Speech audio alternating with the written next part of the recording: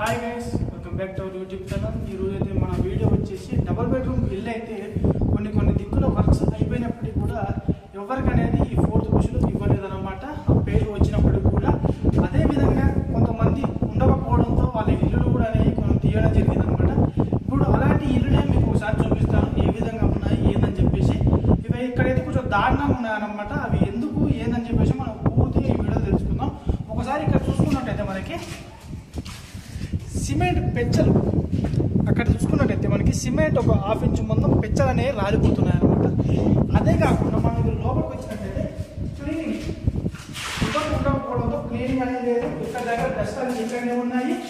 అదేవిధంగా మనం ఒక రూమ్ పోవచ్చు, కొంచెం డ్రింకింగ్ చేయడం, ఇల్లు మొత్తం అనేది ఒక నిరుపేదలకి ఎవరికి రాకుండా ఇటు ఎవరికి యూజ్ కాకుండా అయితే ఈ విధంగా ఇక్కడ ఇల్లు అనేది ఇదే ఉన్నాయన్నమాట.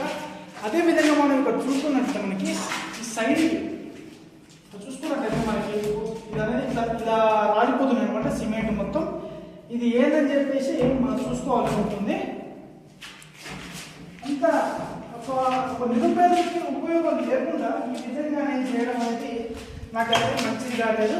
ఈ అడ్రస్ మాత్రం మీకు చెప్పట్లేదు, ఎందుకంటే ఇక్కడ అన్ని వర్క్స్ అయితే అయిపోయాయి. మనకి వాటర్ వర్క్ కావచ్చు, ఏదైతే పెండింగ్ వర్క్స్ ఉన్నాయో అవన్నీ అయితే అయిపోయాయి. కానీ ఇక్కడ మాత్రం చూసుకోవచ్చు, వాటర్ కూడా వస్తున్నాయి. కానీ ఇక్కడ ఎవరినైతే అలో చేయలేదు. ఇంకా ఫోర్త్ పుష్ కానీ ఎవరికైనా నిరుపేదలకు ఇస్తే ఇలాంటి ఇల్లు అనేది ఉపయోగపడతాయి. కానీ ఎవరికి ఇవ్వకపోవడంతో ఈ విధంగా పాడుపడే అవకాశాలు అయితే ఉన్నాయన్నమాట. బయట నుంచి చూసినప్పటికీ చాలా నీట్గా ఉన్నాయి. కానీ ఇక్కడ లోపలికి వచ్చి చూస్తేనే మన కథ ఏందనేది తెలుస్తుంది అనమాట.